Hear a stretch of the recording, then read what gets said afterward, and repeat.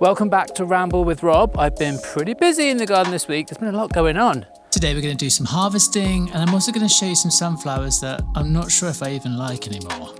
Something I probably should have tackled sooner is the cave beans that are growing in my greenhouse. Quite like the sound of that. Cave beans in the greenhouse, that should be a song.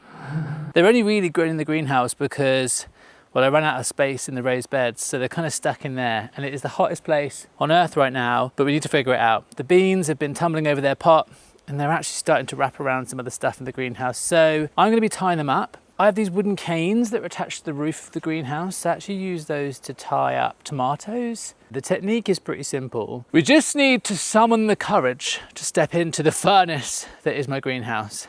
Oh, here we go. Here's my little cave beans. Apparently this variety of bean, it's an heirloom bean, and it was found buried with someone, I think. And when they were excavating this burial site, they found these amazing beans with them. I guess they're from like very, very ye olden times. I'm going under the pot there, that under there. That should do it. Now it's a case of tying the string around the wood and then wrapping the beans around the string. Then they'll be very, very happy beans because they'll have somewhere to climb and explore a bit more. I'm gonna do a crisscross there, then a few little loops, and I'm good.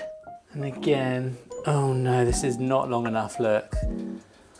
I've not cut the string anywhere near long enough. Much better. Every time I've ever cut a bit of string for the garden, well, not every time because that's just silly, but maybe 3 out of 10 I reckon is wrong.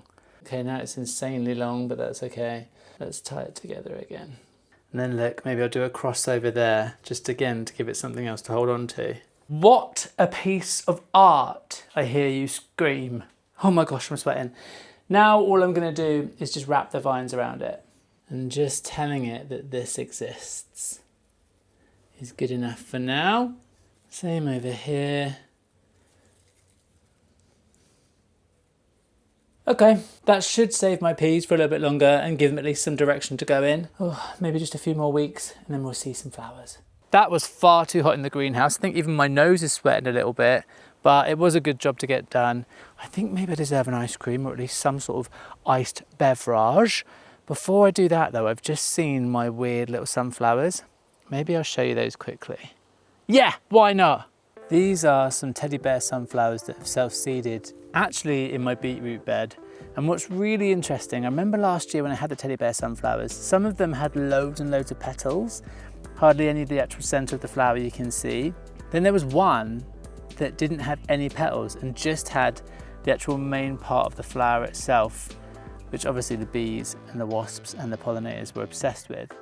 And it looks like it was very, very successful because this year there are 4 which have the same trait. So hardly any petals at all, and then just the main bulk of the sunflower bit. So there's gonna be absolutely millions of seeds in there. I'm gonna leave them out here for the birds to eat. But currently this raised bed has also got some pumpkins growing in it. Perfect, just what every garden sort of needs.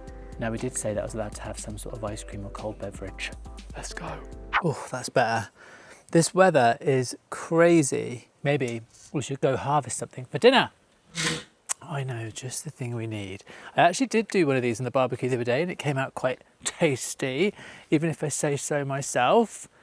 It is a patty pan. The fruit is like a UFO, like a white disc UFO thing. It tastes a bit like a pumpkin courgette thing.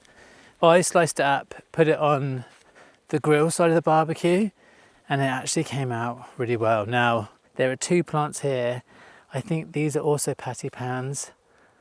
Oh, I can see quite a few patty pans in there as well. It's going to be a patty pan summer. I'm going for the biggest one because, well, I'm a hungry boy, that's why. Now I accidentally cut this entire leaf off at the same time, but again, we'll pretend that that didn't happen. And we're going to slowly remove the delicious vegetable. Oh, look at this. This is why gardening blows my mind, because you just produce stuff like this. And I've got another 4 in there. I don't want to know how many are in there. Okay, another job done. Dinner harvested. Anthony shall be pleased. I don't know if these are his favourite. The next tasks I'm going to have to do tomorrow. Tell you what, it's busy, this gardening malarkey, isn't it? I'm on a shoot tomorrow down in Kent, which is very exciting. So today I've been mainly sorting things out in preparation for that. Bought myself a little wheelie suitcase to take all my cameras and stuff down in, didn't I, to look very fancy. But we have around 10 minutes, maybe 15. So I wonder if we just quickly nip into the garden and do 2 cheeky tasks. Look, we say we're going to be in the garden for 10 minutes, 15 minutes. Secretly, I think we all know we're probably going to be in the garden for about 45, because everything that takes 15 minutes doesn't take 15 minutes. It takes about 4 hours. One of the first things we're going to sort out is I don't know if they're called Trombocinos or Strombocini. I had a funny seed packet that didn't make much sense. But I'm trying to hang them or tie them up so that they grow over this archway and then sort of dangle down, which I think could look very, very cool. They've started growing like mad. They're not playing ball. They are sprawling all over the floor, but I've got a couple of strands that are going up. So I'm just going to re-tie those up so that they go over the top.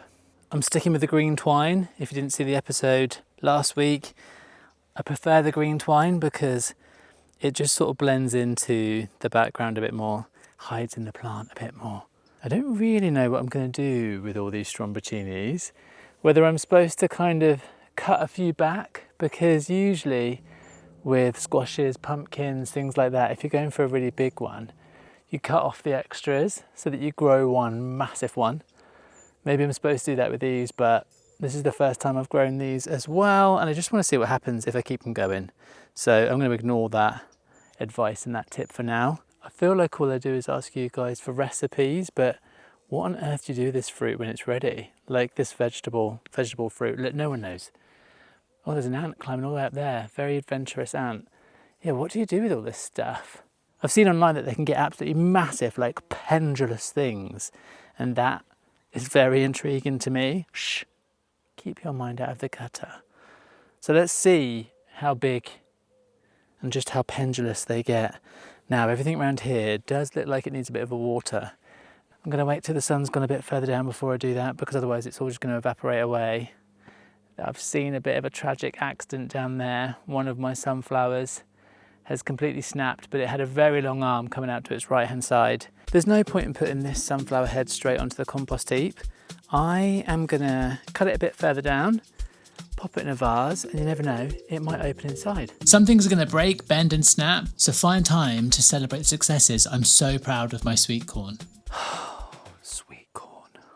One job I do want to stay on top of this year is the deadheading of the dahlias. If you get rid of the spent heads before they go to seed, then you're more likely to get more blooms. Also, if you take off the main bloom of the stem, it will encourage side shoots and you'll get more flowers, but those flowers will be smaller. So it's up to you whether you want big flowers or small flowers. There's a few more dahlias to do as they're all starting to bloom. But I think that's it for this episode. I better go sort a few things out for my little shoot tomorrow, and I'll see you soon. Holding the scissors and saying I'll see you soon was a bit menacing, wasn't it? I'll see you soon. Okay, bye.